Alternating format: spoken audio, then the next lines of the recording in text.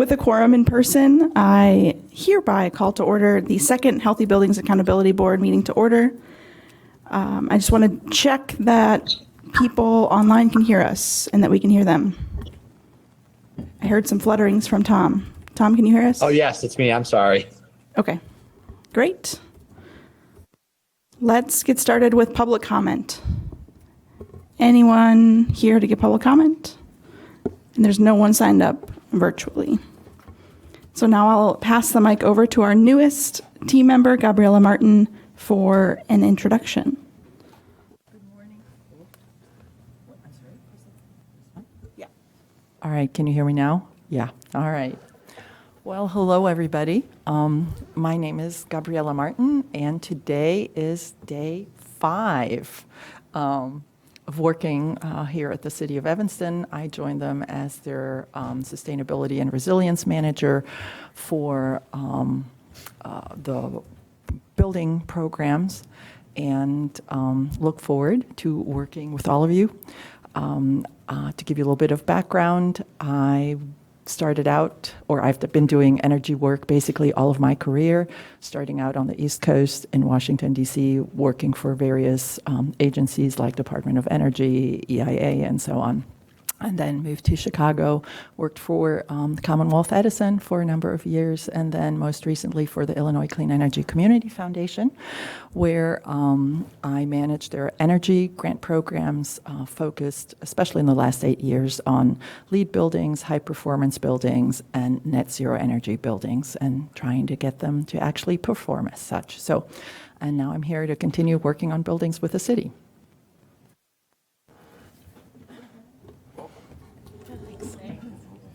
All right, thanks so much. Now I will entertain a motion for virtual participation of one of our members who is participating due to an Illinois state statute allowable reason. Great. All in favor? Aye. Any opposed? All right. Tom, you're good to vote. Thank you. All right. Next on our agenda is nominations for chair and vice chair. I'll now entertain any motions for chair or vice chair, which will end my term as chairing this meeting. I'd like to nominate Ben Martin for chair and Baxter Swilley for vice chair. And reasons why are, first of all, Ben has more knowledge of these 500 buildings than I think anybody on the planet. Ben, in his capacity with City of Evanston, worked one-on-one with many of these buildings to help them understand how to do benchmarking, answer their questions. So, you know, there's personal knowledge there as well as knowledge of the data.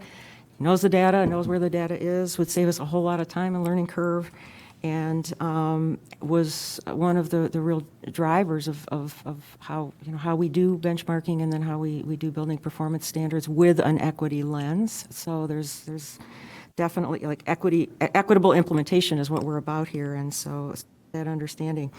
And then Baxter, through his work with Evanston Cradle to Career and other prior engagements, has a deep understanding. He's also an Evanston resident, but also has a deep understanding of all of the equity, social equity, racial equity, economic equity issues in Evanston, and has a deep network of other folks that we can tap for stakeholder information, engagement, outreach. So I really would like to nominate those two guys. And I realize we have to vote separately, but I just, while I had the floor, I thought I'd do both. I'll second for the same reasons. Any other nominations for chair or vice chair?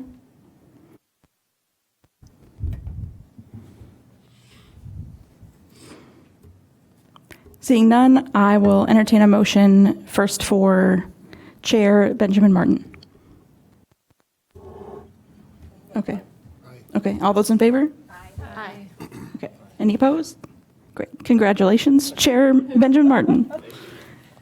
And now on to Vice Chair Baxter Swilley. All those in favor? Aye. Any opposed? Aye.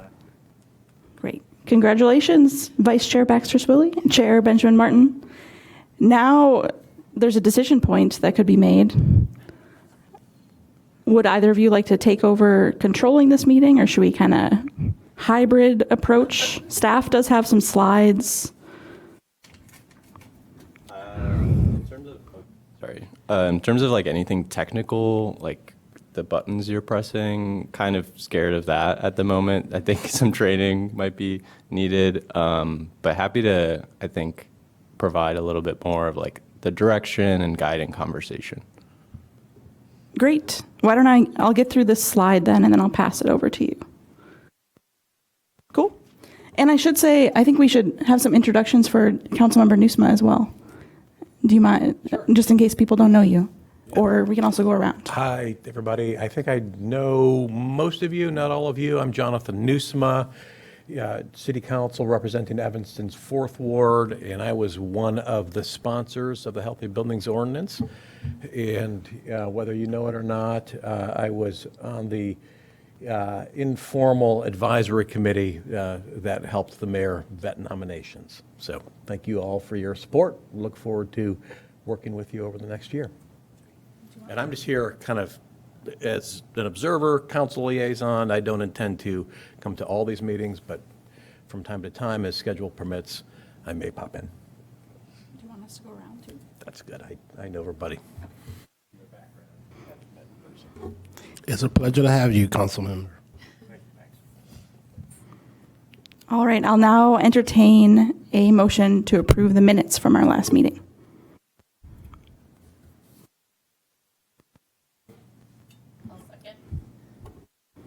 All those in favor? Aye. Any opposed? All right, the minutes are approved.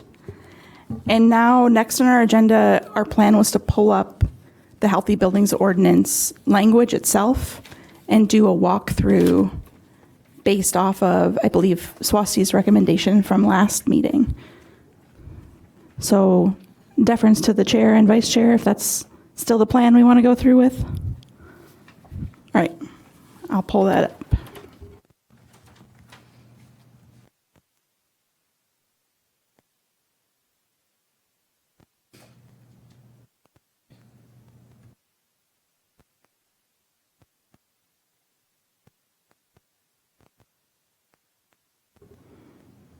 Okay. Are there any thoughts on how I might approach this? Should I just scroll until someone has a question, or should I kind of talk through? What are we thinking? Well, since I brought that up, I can tell you where my main question was, if we want to start there and see how it goes. Yeah, that sounds great. So basically, I guess page 13 of 23, it might be mentioned elsewhere as well. But, it talks about like the 3 big criteria, right, that buildings would have to meet. And my question centered around the third one, that 100% of all electricity usage will be sourced through renewable electricity. And I just wanted to understand that a little bit more, because that's the one that building owners would have the least control over, like where their electricity is really coming from, and 100% of renewable is not, we're not really close to that today. So just wanted to get an understanding of where we are going with that. What is the expectation? Sure, I can start and then folks can fill in as they feel comfortable. So this is a procurement requirement, not an on-site renewable installation requirement. So there are a couple stakeholders in Evanston that either already achieve this or have made significant progress on procuring renewable electricity through third-party contracts that procure RECs. So the city is one example. The city's municipal facilities procure renewable energy credits through a third-party contract that does actually save money. We know that Rotary Building also does that. We know that our partners at Northwestern have done that for several years. A couple other stakeholders, I think the hospitals have on and off also done that. So there are some lessons learned that could come from that. And we discussed at the technical committee meeting, last meeting, to bring some of those folks in and explain what that process looks like, to sort of demystify it for people who might not understand how simple it is to go through a contract like that. Anyone else have comments on that? I mean, first, does that provide enough clarity? I think it does. I think, and we can explore more as we go along. Like, I think my concerns were more related to as, more electrification happens, there is a lot of concerns around how we are generating that much electricity, the cost associated with it, and, and maybe it will all be fine, but just the idea of whether that will be easy to do, and if it is, how much more expensive it is to do that, not just electrification, but also relying on getting those REC credits, things like that. So just something that I wanted us to keep in mind, especially given, our mission is, or our focus is to make sure that this does not create a huge burden or does not cause harm financially or otherwise. So just something that I would like to keep in mind. But I wasn't aware that there are already several examples of but those are institutional entities. When we talk about individual owners, things like that, it just becomes a little bit complex. So just that for now, I think. That's a great question. This is Tom. And possibly a tiered approach on this as well, business owners, because I'm obviously in the Bowman suburban Chicago side, and I'm just kind of curious. So they're going to be coming to me with these questions about electrification of their buildings as well. So we're looking at potentially a tiered approach, or both the timeline.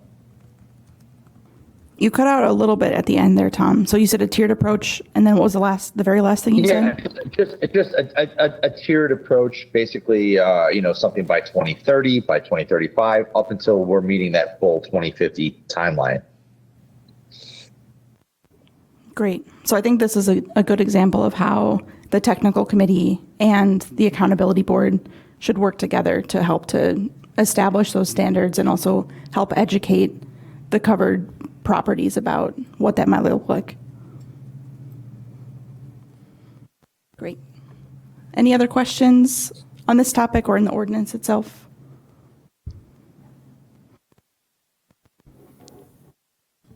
This is a bigger thought, but going along the stream is, I think it would behoove us to have a workshop or a presentation or a panel of, vendors, building owners that have done this, because now you're asking, building owners to take on this effort, and resources are key. You can read, sustainability conversation has been going on for a while, renewable energy conversation has been going on for a while, but I think if we don't have to have people recreate the wheel and say it's not that we're saying preferred vendors, but we can start saying, here are people that have done it. These are renewable energy sources that you can connect with. Here are, I think on the city's website, there's even a list of energy professionals, or maybe that was on an Illinois website. But I would like us to see some kind of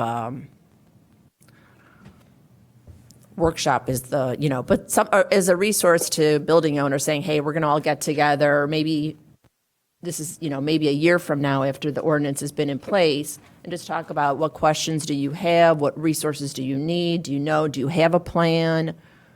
Here's where you can go to get a plan.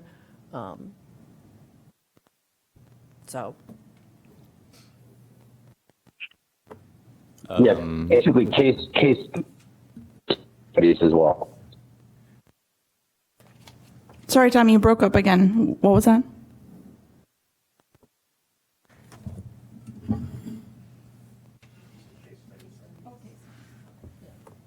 I think in the meantime, a good place to start, just for our own knowledge, is Illinois Green Alliance has the Building Energy Hub. That and actually, I was going to send that to Kirsten and Gabriella, just to add to the links of the resources. But there are a number of case studies. There's just a lot of information, kind of how-to information, things like that. So, until we do the stakeholder engagement, figure out, who could most benefit from something like that. that would at least, I think get us more up to speed.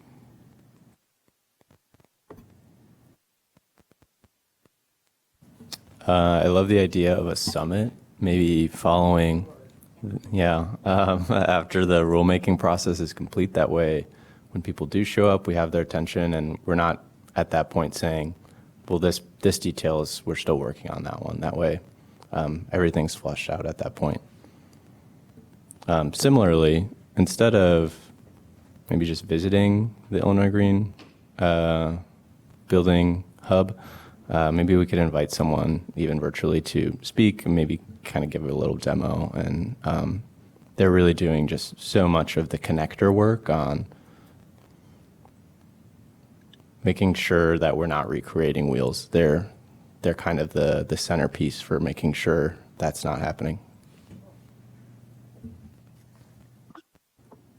I think we also already have links to the Institute for Market Transformation information. And we have Jessica sitting right here, who has a lot of knowledge from, through IMT, of what other cities are doing. And there are links within those IMT links that are already posted on, on our resource page. So that's another great avenue for compiling information.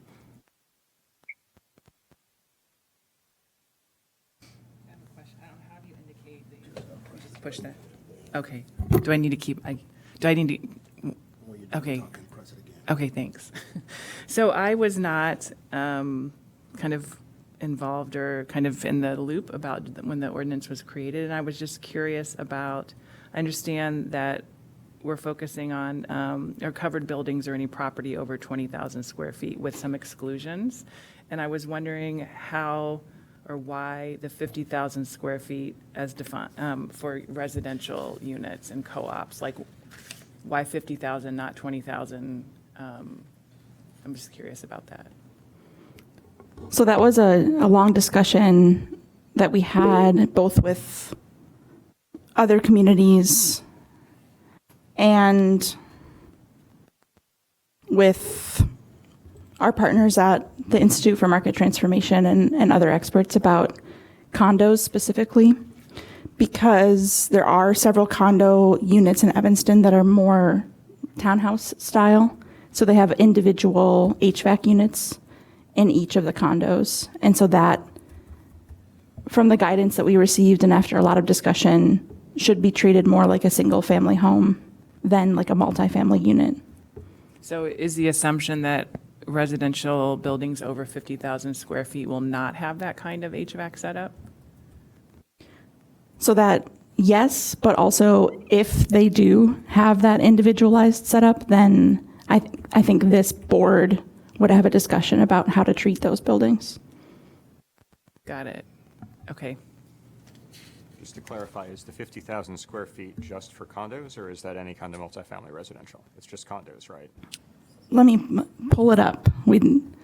I remember wordsmithing this quite a bit. It says condominium buildings less than 50,000 square feet are excluded from covered property. Is that what you were? Yes. Yes, like a multifamily residential under a single owner, the limit is 20,000 square feet. Correct? Just making sure we understand. Okay. Yes.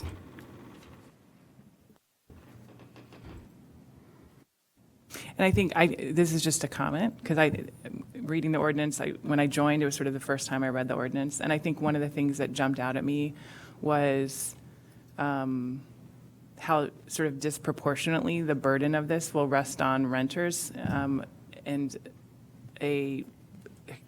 almost 50% of renters in Evanston are cost burdened.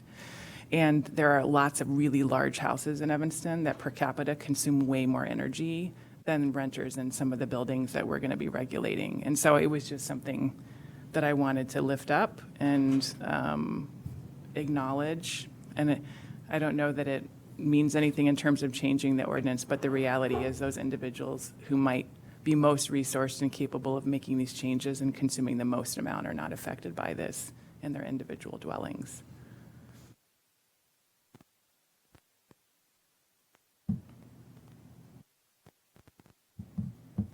I think that's a really good point, and some of the discussions that we had during the creation of the ordinance is what remedies or mitigation of those unintended consequences are available.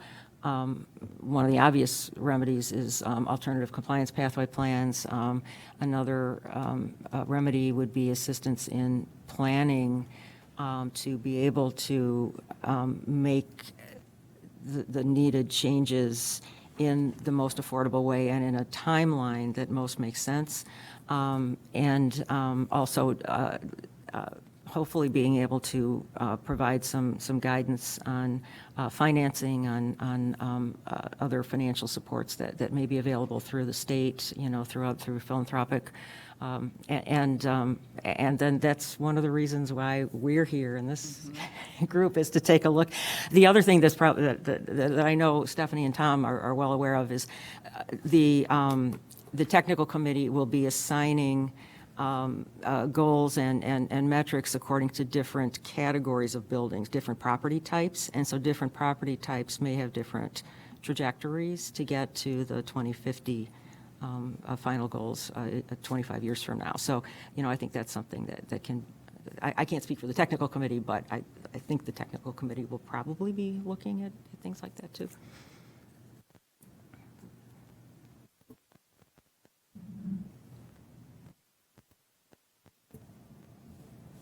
I would just like to second, I'm sorry, I forget council members' first name. Me? Yeah. Kristen. Stephanie, that, right, the ordinance is passed, but going forward, there will be conversations. There should, I'm not on the city council, but conversations for, and I know this is on the website, I believe, that housing, like the largest housing is going to have could consume more energy than a floor of an apartment building.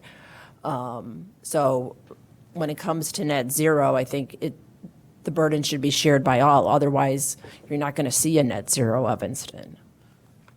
And that might not be in the jurisdiction of this committee, but it should be top of mind, like Kristen said.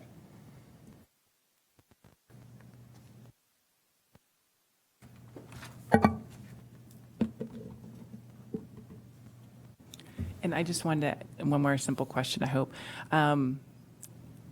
How many, when we're talking about a 50,000 square foot residential building on average, like how many units are we talking about? Like, is it 20 apartments? Is it 50? Is it 100? Just curious. Sometimes the data is a bit hard to get, but if we think about it in the sense of, I would say a normal residence within a multifamily is 1,000 square feet, sometimes down to 300, sometimes up to 2,000, right? So I think somewhere between 20 to 50 units is pretty reasonable minimum size. Okay, thank you.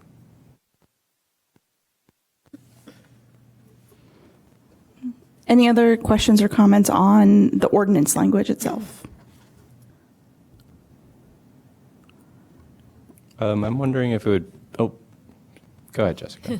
I just wanted to note, this is a great discussion, and I think like a lot of what we have ahead of us is to make sure we're keeping those renters in mind.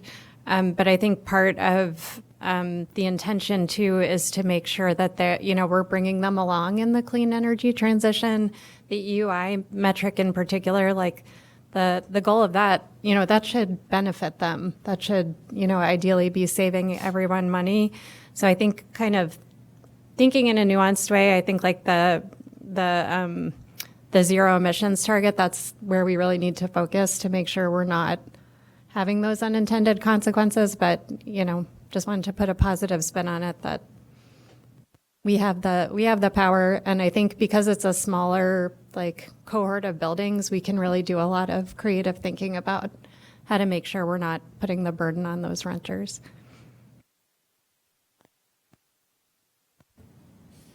Love the positive spin. I was thinking it might be a worthwhile exercise and was curious if others would think this would be helpful to just sort of, I think it'll take more than one meeting, but kind of create our own priority list for short term, what's kind of the immediate asks of the ordinance, and how do we balance that with some of the longer term questions, which is a 25-year timeline impacting buildings. So basically a priority list or maybe a roadmap for what this board wants to accomplish using the kind of holes in the ordinance as our guide. Because right now it's just it's as people bring things up. I think so. Yeah. Sounds Right, I like a think good what idea we to were me. just discussing is, this is essentially enabling legislation. It's basically a framework for how we approach this challenge. And the way I see our mandate is to fill in the strategic and tactical roadmap to how we get to 2050. And along the way, the challenge is to ensure that we don't do harm. I think that's our sort of our first issue. But I think what the point that Jessica is raising is we need to get there. And that's what's good for the city, for renters, for poor people, for building owners, for those who are holding housing choice vouchers, up and down the housing landscape and spectrum. So the priorities, I agree with you. That probably should be our first order of business. I'll go. I agree. I think I am curious about, it might be stipulated in here, but I don't recall like timelines or if things are going to kick in that could affect renters quickly, having that guide the pace at which we work. But also I understand that the eligibility criteria for the equity covered properties, I think. I have so many questions. I kind of wish we can, and we can't jump into it today, but kind of that seems like a priority, and figuring out all the things we need to know in order to even begin like imagining what that could look like, to me feels like a priority. So I guess I'm agreeing that setting some priorities in sequence would be good. That might be a perfect transition into our staff presentation on equity prioritized buildings. Are we good to move on to that? Anyone have any last comments on this topic? All right, let's do it.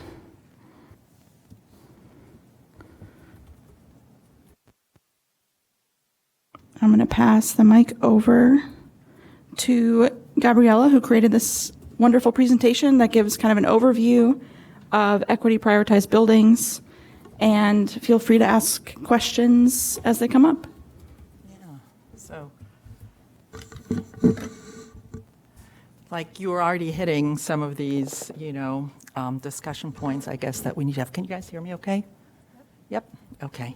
And page down if I need to, or whatever. Okay. So we put together a few slides here to kind of present an overview about equity priority building. I'll say EPBs just so because it's easier, and then also another couple of slides on non-compliance benchmarking. So why these equity EPBs? Well, the goal being, as some of you have already said, really to try and implement these building performance standards in a way that is equitable, and also does no harm. I mean, ideally, what we would like these standards to do is to create new good. So, in other words, to really bring about improvements, whether they be improved health outcomes or actual cost savings for tenants. But most of all, also focus on the fact that implementing these building performance standards could potentially be quite a burden to EPBs, something that would definitely have to be minimized in order for them to come into compliance. When you look around the country and you look at how these EPBs are defined, what the criteria are, different communities have come up with different criteria. Some of them are looking at income levels in census tracts. Others are looking at demographics, race, ethnicity, or the presence of vulnerable populations. And some other communities still have taken a really close look at the functions that certain buildings have in their communities. So, for example, do they want, for example, local nonprofits assisting with housing to be an EPB? Or is it important for buildings that serve community functions and maybe would help in disaster or emergency recovery to be designated as equity priority buildings, and of course, including affordable housing? So let's see. Okay. So these equity prioritized buildings, certainly for them to implement these building performance standards present certain challenges, and these challenges are different whether you are on the owner side or whether you are a tenant. So certainly EPBs, the owners oftentimes have limited resources and face restrictions in terms of being able to obtain financing, may not have a lot of capital reserves to actually implement these building improvements that are required with the building performance standards. Many of the buildings that might be classified as EPBs, you would also see a lot of maintenance that has been deferred over perhaps extended periods of times. And then one of the issues owners may also be dealing with, depending on what type of housing we're talking about, or maybe the jurisdiction that they're located in, is that they may not be allowed to actually pass on some of the costs of building improvements, so not being able to raise the rents, so of concern to owners. On the other hand, the tenants, they have certain risks potentially with the implementation of these building performance standards. I don't know if you've ever heard of the word renovictions, where perhaps, due to renovations that are a result of these building performance standards, an owner may say, well, I'm not going to do that. I'm actually going to sell this building. And the next owner may decide to actually evict all the tenants.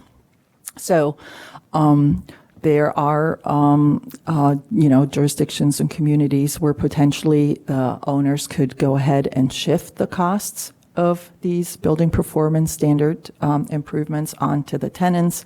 And then another issue that has also come up of being of concern is, as these building performance standards really encourage us to, look at electrification, reduce emissions, if this electrification is done in an inefficient manner, certainly that could end up with situations where the tenants could face higher energy costs than they had before.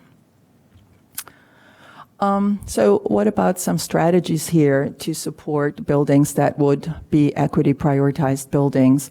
Well, one of the biggies, and it's already come up, is flexibility.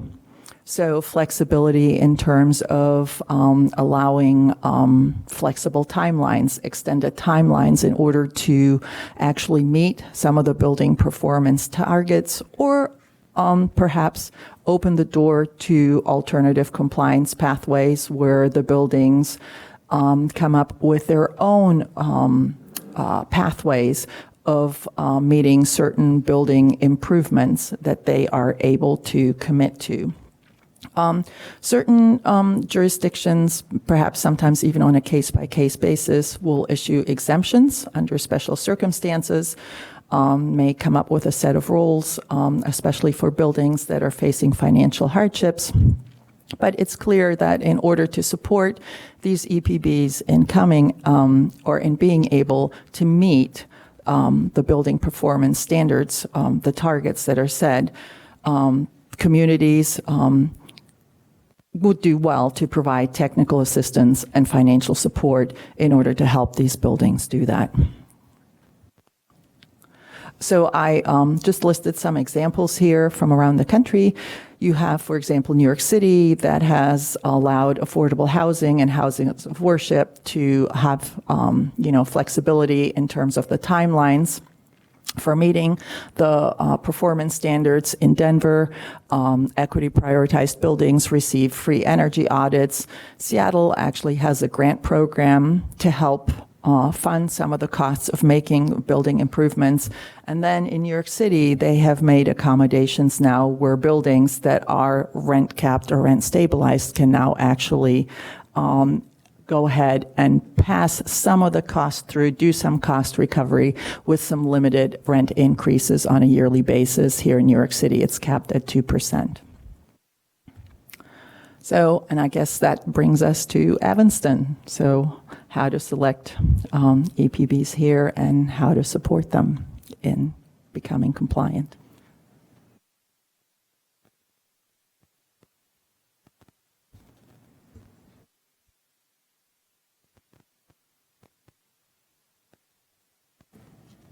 In order to answer the first question, how to select the equity building, can you go to the first slide where you had a list of proposed entities?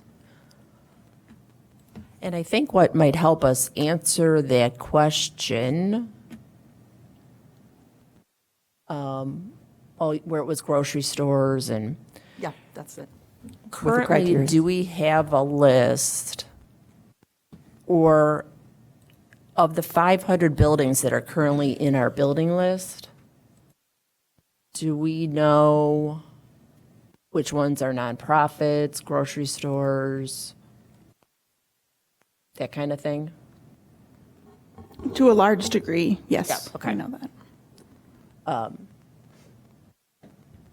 Well, because I'll just put it out there as a building owner. So if I own a 20,000 square foot building or more, whether I'm leasing it or I'm a nonprofit and I own the building, taking that on would be I should understand the cost of doing that.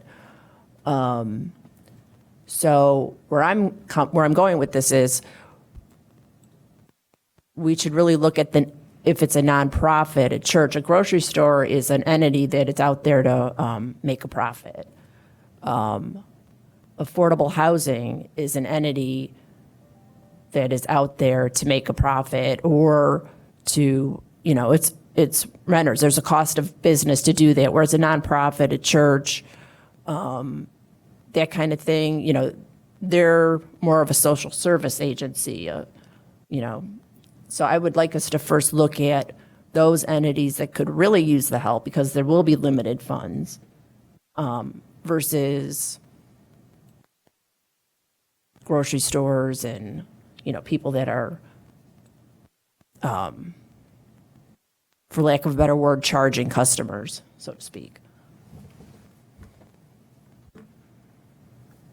I think that's a great point. And to that list, also, I want to go back and understand, we talked about nearly 35% of the buildings are currently not reporting benchmarking data. And so, and then your thought was that many of those folks who are not reporting have capacity issues or other kinds of challenges, right?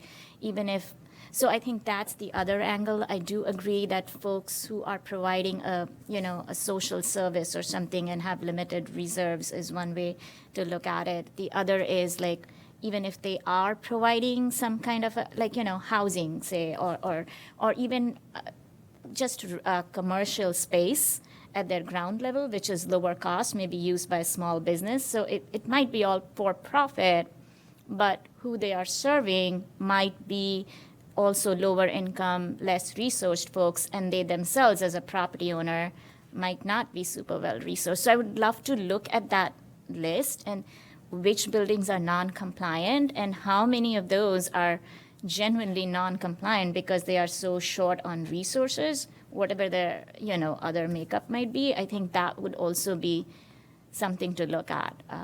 And how do we support that? Because I think those buildings are already telling us something. Right. So looking at the Looking at the list, there's like three ways that I would kind of group these, I think. There's like geographic criteria around, are you in a neighborhood that should get you to be an equity building like in the Fifth Ward or someplace else that has historic disinvestment. So that's one. It seems like building function is another way to look at it. Is this building providing a service that is needed like affordable housing or community support? And third is like, who is the owner of the building, and is that a nonprofit organization? So we might think in these three, these seem to me like the three categories I can think of. There may be others, but we might have standards within each of those of how we define something as equity serving or not. Can you repeat the first one again, Bob? Geography. Geography, okay. That So- would be like a zip code or census tract or something like that approach. So geography, building function, and owner. I think that's a good start. Like, I think makes sense to me. Yeah, I think like another piece to think about is how we get input from those building owners in this process. I think, like the goal of this board is, that we have some special knowledge into the communities that need this extra help. And I wonder how much we have that insight and how much we need to kind of like go out into the communities and sort of do a little bit more engagement on this topic to really nail it down. Because I think, from my perspective, working on this issue at the national level, like I'll just say transparently, it's really tricky, like you're trying to balance moving people forward, in these sort of energy emissions goals, but also, not pushing to the point where, we don't, like, it's not good for anyone. It's not good for the, the success of the policy if it results in displacement, or even businesses that are for-profit businesses that are providing important services to close.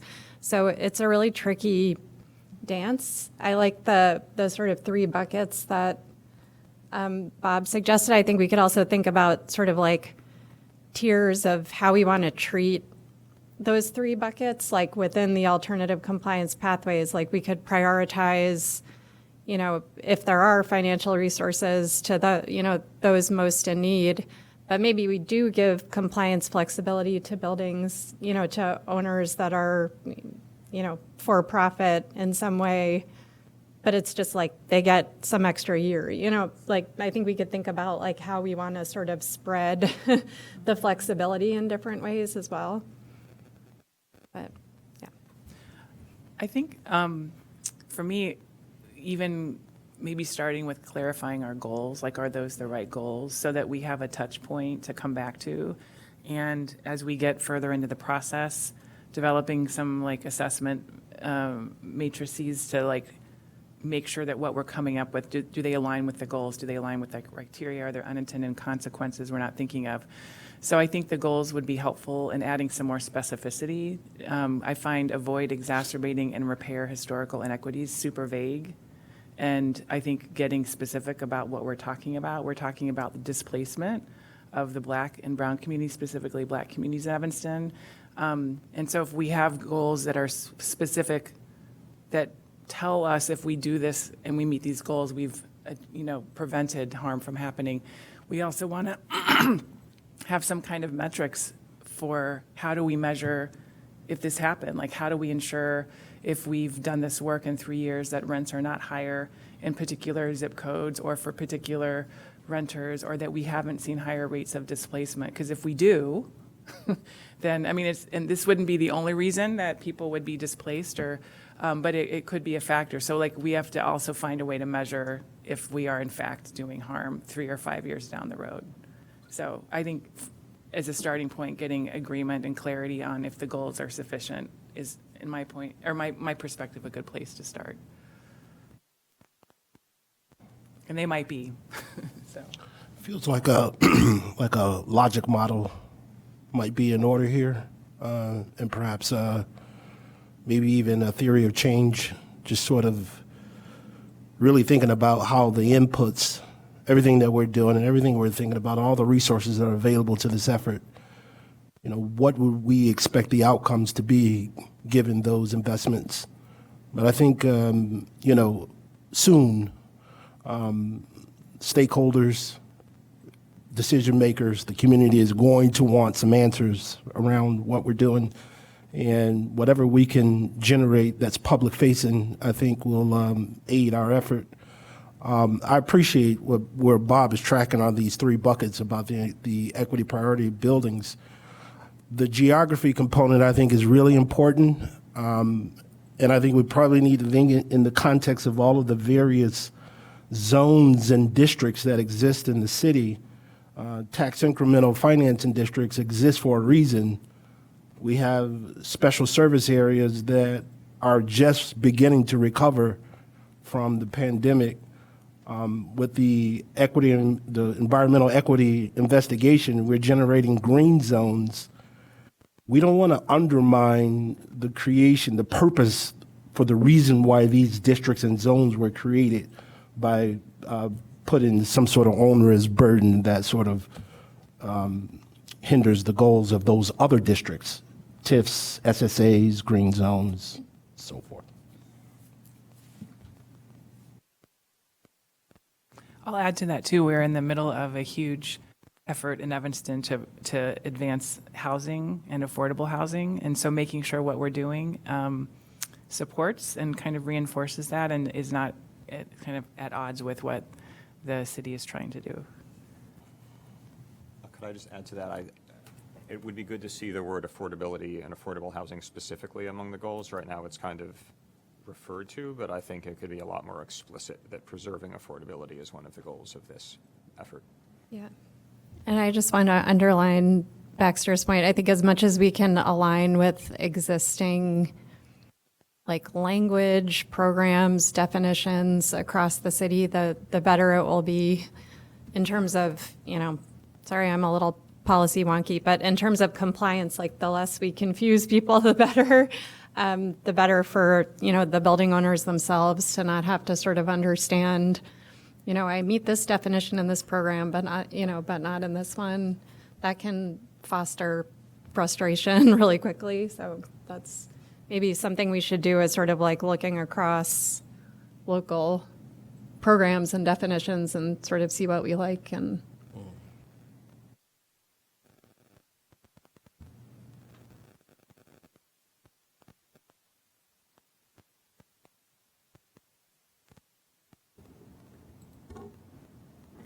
So for the purposes of our next meeting, what homework might staff do and might this board do in order to keep this conversation going?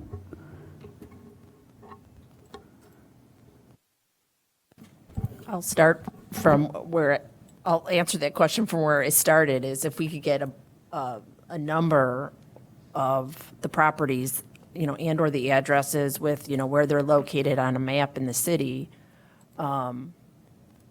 and they probably already exist.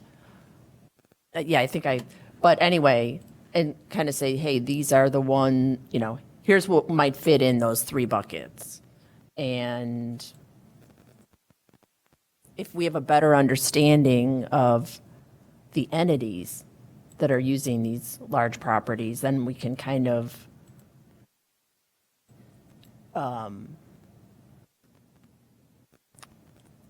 identify criteria, whether it's length of time, whether it's alternative compliance pathways, whether it's a free audit. And I'll add that I don't know what the communication methods are, or if it's just newsletter or e-newsletter to these 500 buildings. But, somehow communicating regularly with, how are you doing? Here's a webinar that's going on. I just got a webinar for next December 11th that State of Illinois is hosting on energy grants and stuff. And as I say that, my only concern is that if you're a building owner, who's that e-newsletter going to? But anyway, so I'll just go back with, if we had a list of, who's in what pod, and we can kind of strategize where we should focus our criteria. To add to that, so I've seen the list of buildings. I haven't committed to memory exactly what's on that list, but I think something about like identifying for each one, like what type of ownership it's under, like is it nonprofit or private? If the city has that, would be helpful.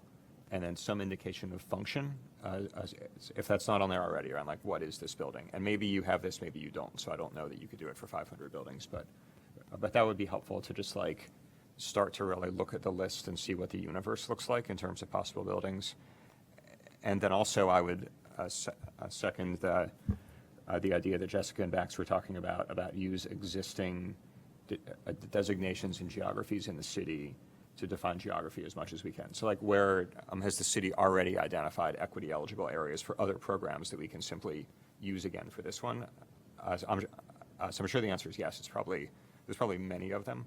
So I think just identifying those and figuring out can any of those be repurposed for this as well would be helpful. Great. I'll show just two things quickly, just to make sure everyone is aware. So first, our benchmarking and building performance standards program has all the data reported through the end of 2023. We're working on posting the 2024 reported data, but these are all links to Excel spreadsheets that have answers to a lot of these questions, though I acknowledge that that's a little bit burdensome, but it does have a lot of information in these links. And then I also wanted to show everyone within our Beam portal, this is how people report their benchmarking information, first through Energy Star Portfolio Manager, which communicates with Beam. There is a public-facing map, and people can double-check to make sure it's actually public-facing. I think it's public-facing. And you can see, just get a better idea of where some of these buildings are. And some just details about whether they're compliant and things like that. I'll go back. You asked what we might do, or what staff might do. I do think on any project I work on, I start with goals and how do I measure success.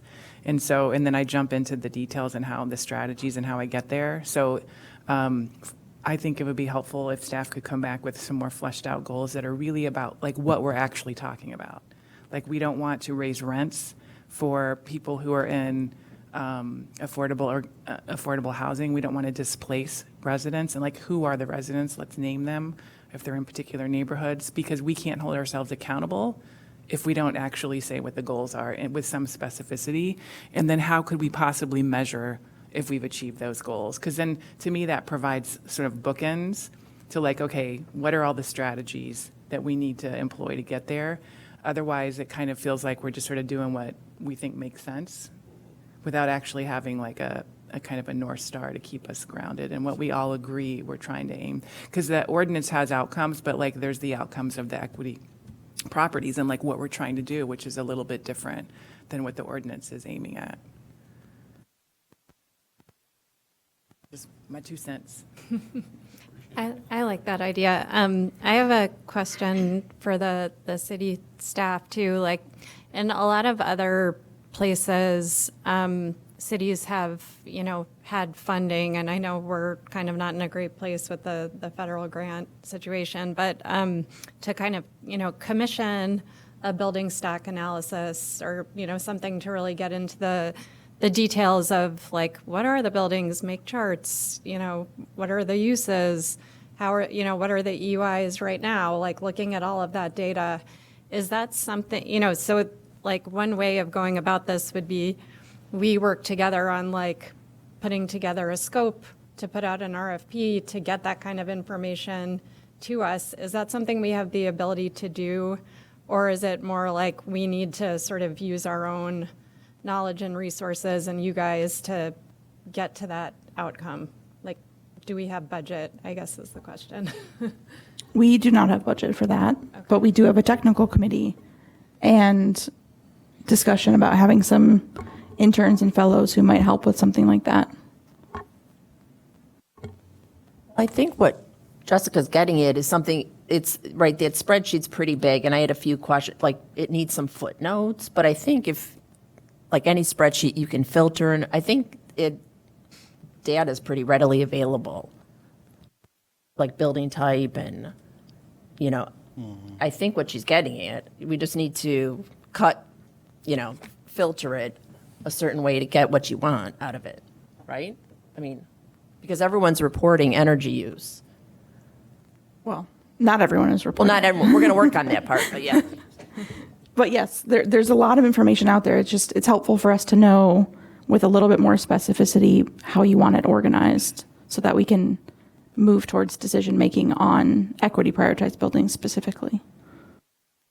Looking at the benchmarking information, I just looked at spreadsheets. It has like the type of building, like is it multifamily or grocery store? It doesn't seem to say whether it's affordable housing. So I do think there is some additional information layered on top of this around like affordability protected building or not, which would be useful. But that might not catch all the naturally occurring affordable housing. It might seeing if it's subsidized in some way would at least give you a first cut. So I think there is a lot here, but it's not quite what we all need to get to the equity piece. We might have to define some additional fields of data that are necessary, and the city may have them or not. Probably talk about them one at a time to figure that out. Yep. Well, fortunately, we have a meeting internally with our community development colleagues in housing, so we can ask them to identify which of the buildings on our covered properties list would fall into different categories of affordable housing, and we can bring that back for the next meeting. Is there any other? The nonprofit, I don't know. That should be identifiable. In there? Yes. Well, but I think we would know based off of some other information. It would just be adding a column and going through and saying, oh, that's boo, that's a nonprofit, that's notary, that's. Does it give that spreadsheet? I haven't looked at it in a couple weeks. Does that spreadsheet identify the name of the property or just the address? Generally, You know, it's does it it's say the address. YMCA 123 Main Street, or is it just 123? Okay, good. That would be helpful. I swear I saw a different sort of that data that did give who was who, and then I tried to find it again and couldn't find it. But as I was just noodling around a few weeks ago, there's something there, out there. It must be on Energy Star, because I would Maybe. think when you're in there, because I kind of played for 10 years in there, and you can put your building name.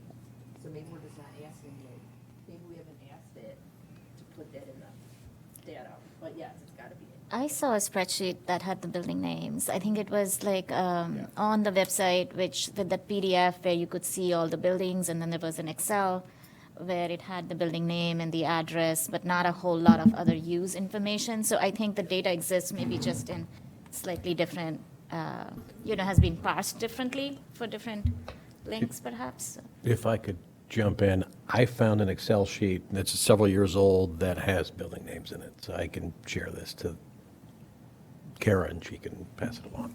There might even be some more reason. Probably. Right. There probably is. I'm pretty sure there is. It seems like the benchmarking covered, the ordinance covered buildings, there is a spreadsheet with names. The benchmarking data, the names are not there. That's So I probably think it. just like merging stuff together and adding some columns that you already have might be the first start.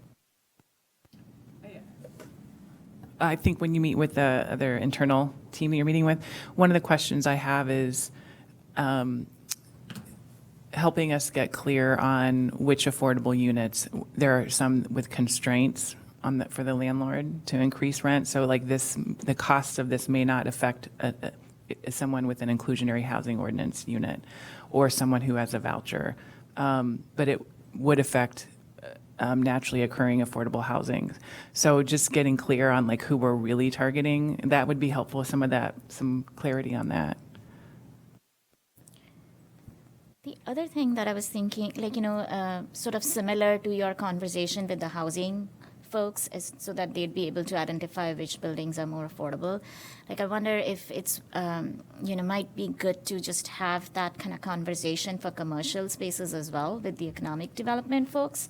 I think affordable housing is important, but like just some of those commercial spaces where local businesses type of folks, and how we might end up burdening them. They might be part of a larger building and just using some space. So like maybe just connecting with them as well to see if they have any thoughts on where some challenges might be or some buildings to look out for from that perspective. And I'll also add too, I think the housing team will have some interesting feedback on, like with the inclusionary housing ordinance, the building owner has to commit to do certain things because of what they're getting from the city. So if the city is going to invest resources, technical support, money into targeted properties, like what's the return we want? So for example, if we're going to invest, help a landlord who has a high level of naturally occurring affordable housing that's been verified by city staff, and we put money and technical expertise, like what's the commitment they make? Like do we require that they keep units affordable and not raise rents by a certain amount over an extended period of time, so that we're not like dumping in public resources and they turn around the next year and like jack up the rents because the building is like suddenly like more energy efficient. So I think that team might have some interesting feedback because of some of the things they've done around housing that are similar. Yep, and we already do that with our existing sustainability grant programs as well, to make sure that those provisions are in place. Yeah, I was just going to add on that. There's a lot of precedent for that in the weatherization assistance program. Like there's a lot of analysis on how to do that. And if we do have resources, attaching requirements like that is a good idea. In the places that have done it, they're like in DC, for example, they had sort of that structure tied to a grant program. Interestingly, they had there weren't owners that wanted to come forward for those resources because of those restrictions. So it's a tricky subject, I think, to figure out, but I think it is best practice to include those restrictions. I think that raises the issue of sort of passive exemptions versus like affirmative benefits, where we can begin to shape owners' behavior by offering or withholding some of these benefits. In the past, we've always had difficulty getting landlords to rent to housing choice voucher holders. And this might be a way to promote that among building owners. I think we shouldn't go too far down the road of this conversation without defining what affordability is. I think the inclusionary housing ordinance gives some direction there. Obviously, HUD has a whole rubric for that. 80, 60, 30% of AMI is their sort of tier system for considering affordable housing. I don't know if the city has a designation for that for AMI, what they consider affordable. But when we start talking about naturally affordable housing, we're going to need a benchmark. And I'm thinking 80 to 60% of AMI. Otherwise, this could get a little strange when we start talking about affordability. Yep, we can get that from our colleagues and have sort of different classifications based off of how they talk about this. So I did want to return to the conversation about goals quickly, because my preference would be that you all send staff your goals for what equity priority buildings should accomplish instead of staff coming up with goals. I think that's a more comfortable space to operate within. So if that could be homework for the board for next meeting, is to send your vision for the goals of equity prioritized buildings, that would be very helpful.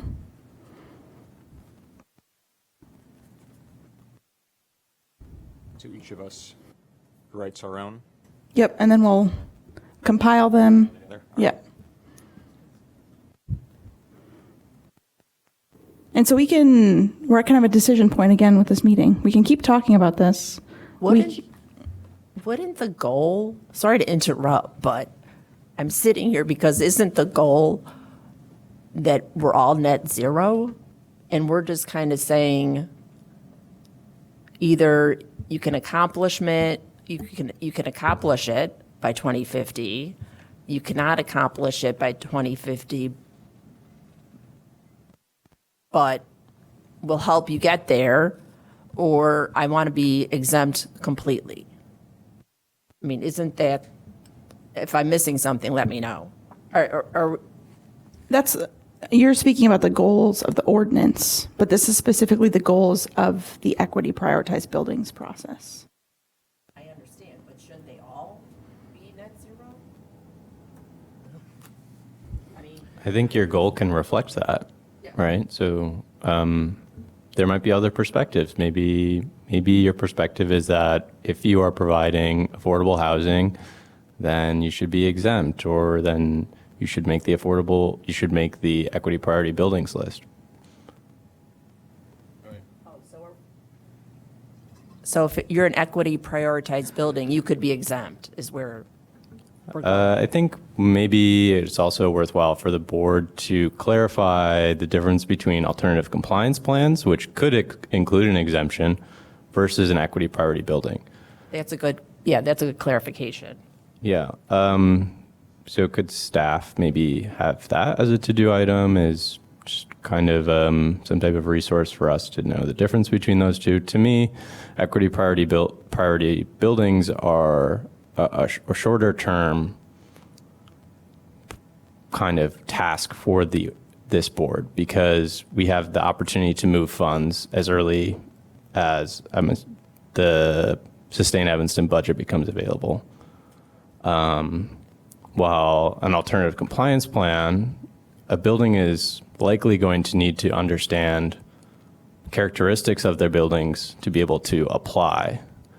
At least the way I understand the ordinance right now is ACPs, alternative compliance plans, would require active participation from the building. But maybe we should consider if there are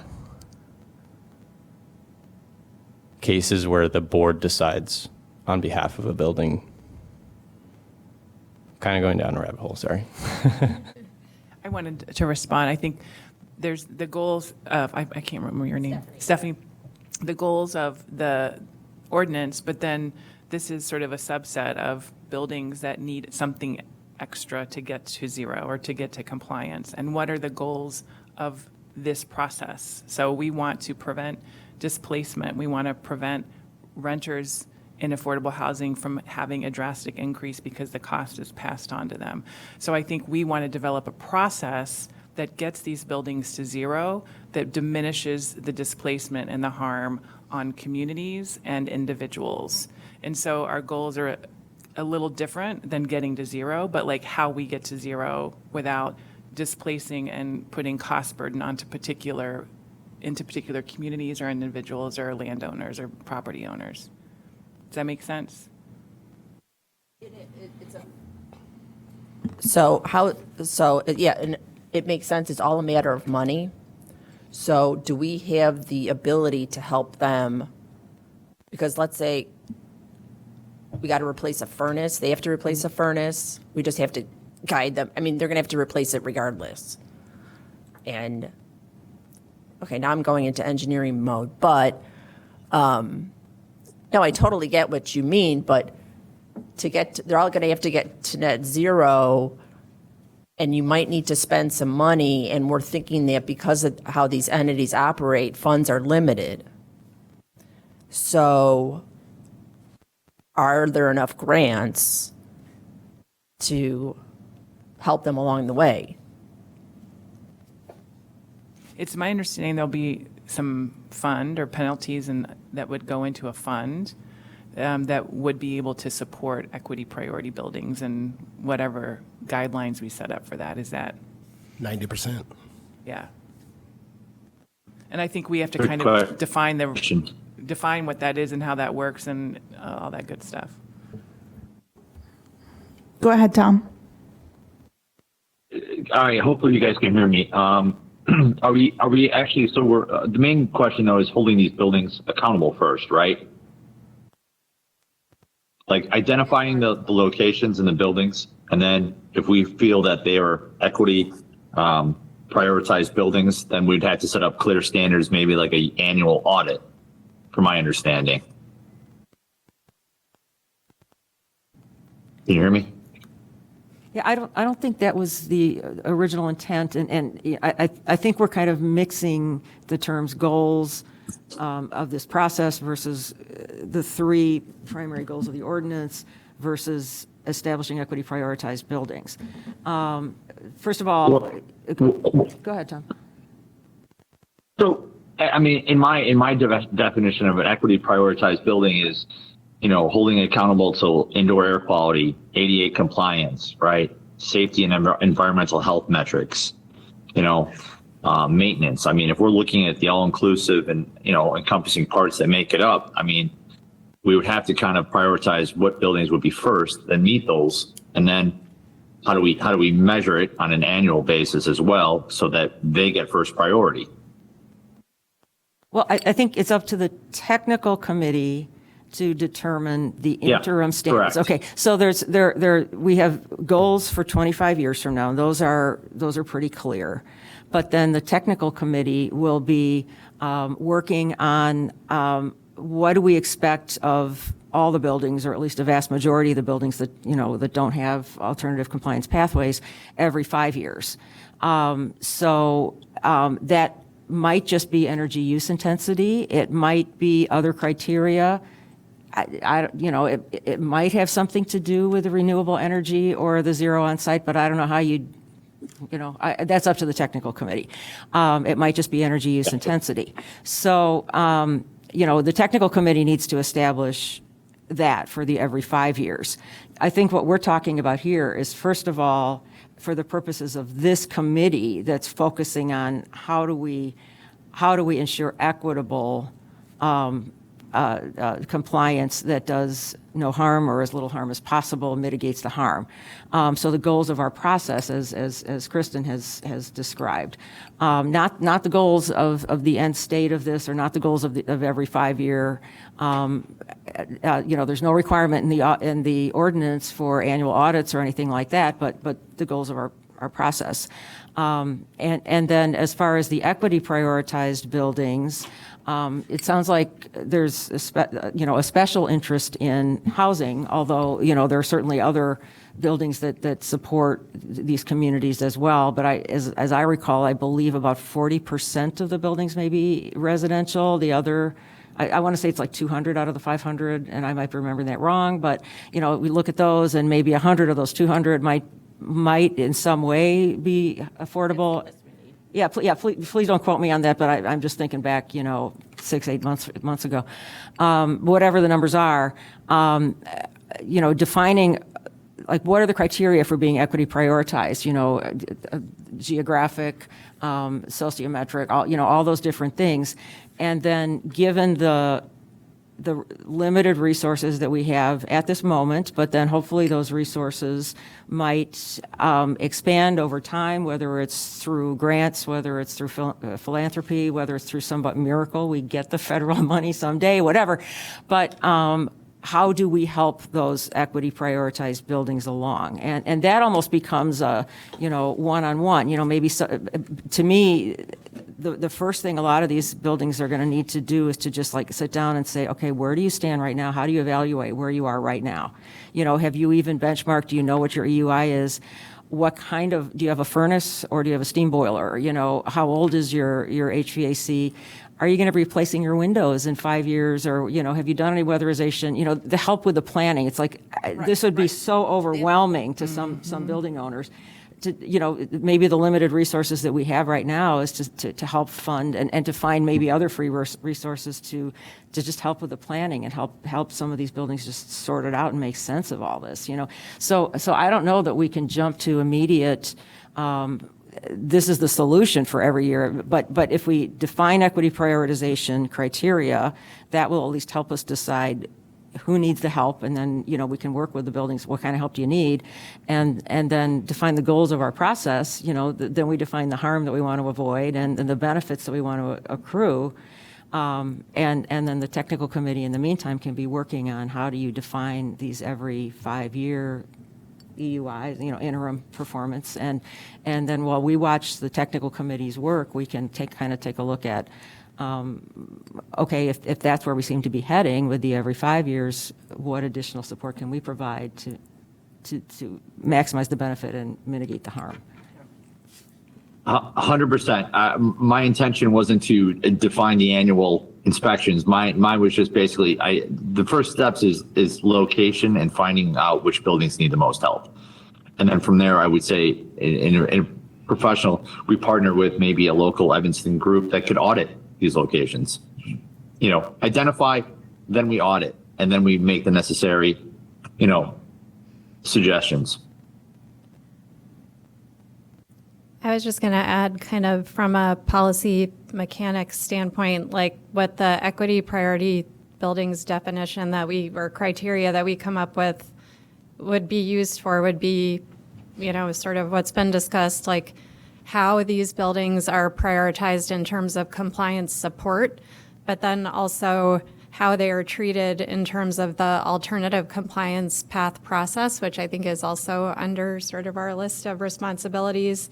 So those are kind of, I think, the two specific ways to think about it. Like the criteria we come up with will be determining how the buildings are prioritized for support, but also like we could recommend that equity priority buildings get an alternative compliance plan that we come up with. And what that looks like is like, you know, most of them are like extra time, you know, a timeline extension, you know, beyond the 5 years to align with the building's existing refinancing cycle, something like that, or a change in the target itself because of some reason they can't meet the target. Or, you know, maybe we make that available to all buildings, but maybe equity priority buildings get, more time or something like that. So it's like on that level, that's what this definition will be used for, both like designing compliance plans and then prioritizing resources. I think probably one of the best ways we can help all of the covered building owners is by having some sort of financial model with projections that can give an indication of what it would cost if we could sort of just benchmark it. If you're 20,000 square feet between now and 2035, if you have the oldest heating and electricity equipment, here's what it might cost for you to get in compliance over the next 10 years. If the building owners, for one thing, I think we're saying that this is all about money. We have 35% of our buildings that don't participate in the benchmarking in the first place, which is almost free. So there is a energy literacy deficit perhaps here, and there's probably an aversion for engagement with government, like anybody else, would have that problem. So these are all barriers that we would need to think about prior to setting down rules and standards that would affect people's financial bottom line. But I do feel like if we had some numbers, like right now, I'm kind of in the dark. I'm not a building guy. Some of you guys may know better. Like, what kind of money are we talking about? The only reason why I feel like this whole thing is possible is because I'm assuming that compliance is going to get cheaper and cheaper as the years progress. As we get closer and closer to 2050, getting solar on your roof is going to be almost free, I'm assuming, right? Those energy sources are going to be more ubiquitous. They're going to get cheaper. Is that true? Or Stephanie, you look like you have something to say about that. So, what with solar, the whole thing is, you could have this, in self-generated solar, you could be this tall building, but the top of your roof is, 50,000 square feet. So there's not a lot of room for solar panels. But I don't think we don't want to delve into the weeds of what it's going to cost a building owner. If you own a building, it's your responsibility to maintain it, go out and hire a professional, get a contractor, go get bids to replace windows, go get bids to replace a furnace. I don't think that's our jurisdiction to say, and I think, you can go on different websites to find out, information on cost per square foot to replace heating. I don't think we want to, I know what you're saying, let's show people the benefits so they'll participate, but I think we don't want to get into doing that.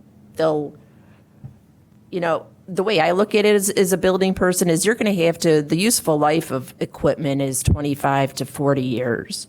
And I know I've audited some of the buildings in the U.S. with like some of the oldest and still existing 125-year-old boiler systems, but they're made out of like not Titanic, that sunk, but material. But now is the time where I'm really excited about. Now is the time to say, hey, let's start building owners, start thinking about your systems, because you're going to have to replace them. If they've already been in service, by 2050, you're going to for sure have to replace them. But is it our thing to say, hey, it's only going to cost you, $10 a square foot? We don't want to do that. But I think, No, it's the upfront infrastructure and transition costs initially in the very beginning. I understand what Baxter was saying. Yeah, like that energy, but once you put the infrastructure, that's the costly thing in the very beginning stages. I do. You will get a benefit. We could, Carol, in fact, you're going to get a benefit by doing all this, property owner. I mean, your maintenance should be less. I've had buildings, we're not doing gas, you guys can't make, I think we can illustrate some of that through case studies, right? I mean, Right. you're right that it's really hard to also nail down costs because the conditions of the buildings can be dramatically different, and what things cost to improve them to this net zero standard can be very different. But and that's where the Building Resource Hub, with what Illinois Green Alliance, and we are actually partnering with them to do more of these case studies, so folks can start to get a handle on what this might cost. This is a similar sort of a building, not exactly the same, but they replaced windows, they replaced their HVAC, and this is what it cost them. And so people can start to get ballpark. So I appreciate both of what you're saying, but I think there is value to making those resources more available to folks more easily, rather than assuming that, because they're building owners, they're all like, able to just go out there and get all that information quickly. Perhaps we can curate it better. I wanted to add, having worked in nonprofits and lived in affordable housing in Evanston, it's to assume that all building owners are capable of navigating this transition without money and support. Plenty of nonprofits I've worked at, they have someone who cleans the building and fixes a leaky pipe, but they have no capacity to do like technical engineering and systems analysis and planning out in which sequence you do things. And so for a nonprofit like that, they just don't have the internal capacity to do that. A church is probably not going to have the capacity always to do that, or even have the money. And even my own landlord, who has shared that, he's not watching, so that every time he has to invest $600 in my apartment, he's raising my rent $25 a month. Right? Yeah, he said that to me. I think he's an accountant or something. But so I was like, okay, so how do I minimize what he has to do in my apartment? And so I'm sure he's not the only landlord. He's not the only landlord who thinks like that. And so if he had to spend $3,000 to upgrade my apartment, that's like $125 increase in my rent. And so luckily it's not a building that would fall under this ordinance, but I'm just saying that we do need to care what it costs certain building owners to do this work, because they either can't do it because they simply don't have the expertise or the money, or they will pass the cost on to the business renters or the residential renters, which could be disastrous for some Evanstonians.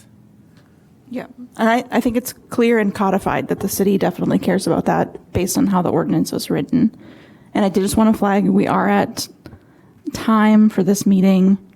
So any last comments on this topic before I do a quick? Yes, I'd like to first just say great discussion on the topic, but most important, Kara asked for kind of us to all email the staff. And I want to just revisit that because there was a lot of discussion afterwards on what are we sending. So you had mentioned goals related to equity priority buildings. Goals being would you like us to send how we want to prioritize them, or is it how do we evaluate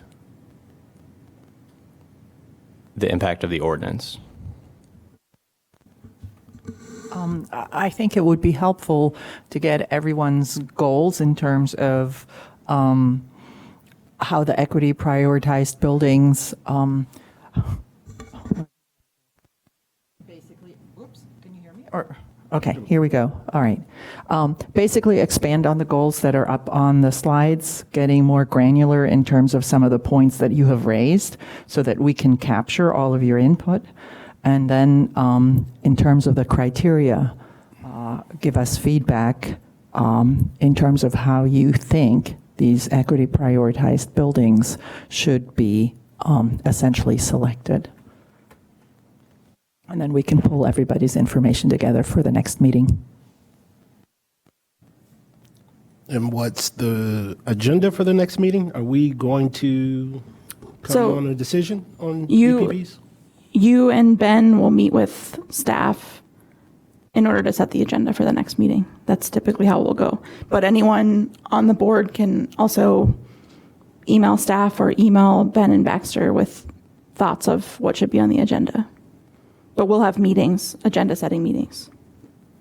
Yeah, you can expect a monthly email from me asking for kind of your thoughts, but also in the next week, expect an email from me just to meet with you so that I can make sure your priorities end up on our agendas.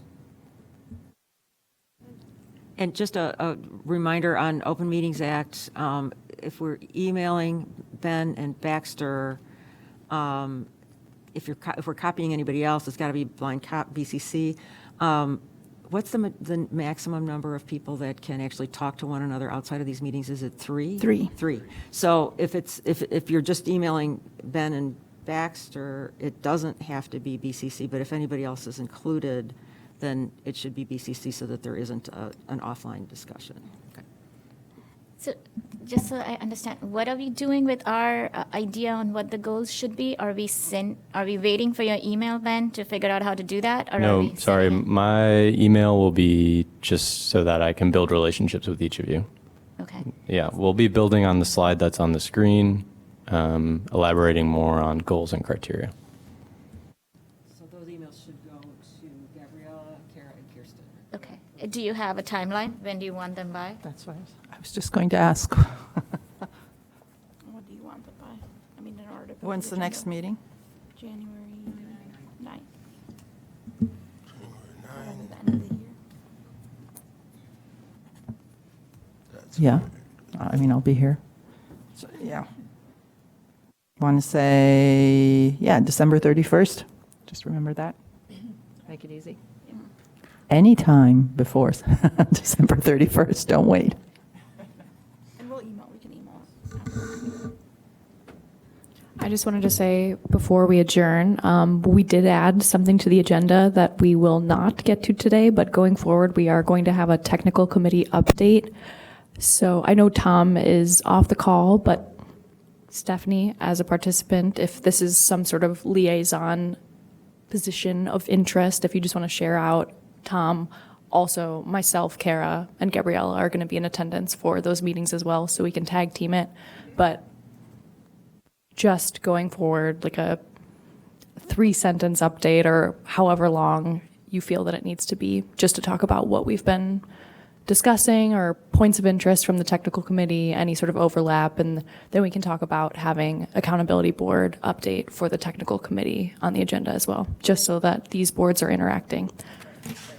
Yep. My biggest takeaway from the last technical committee meeting is they did decide to establish the 2050 energy use intensity standards and then work backwards. So that, I think, was a fairly firm decision that was made. So they will be working on interim and final standards, not just 2030 for now. And with that, any last questions or comments? Oh, I also wanted to say that the PowerPoint will be up on the website, so if folks are like, I don't know what that slide said, I don't know exactly what to respond to, I will put it up after this meeting. You'll be able to navigate to the accountability board and technical committee page, and then under additional resources, or however, maybe like attachments or something next to the agenda, that's where you'll find the slides. So is 90 minutes basically what we should expect? Yes, we'll have to pretty firmly stop at 11:30 just because it's during the work day. So I think everyone's got meetings, I'm sure. I think Tom probably jumped to a meeting. All right, I'll entertain a motion to adjourn. I'll motion to adjourn our meeting. Second. All right, the meeting is adjourned. Thanks, everyone.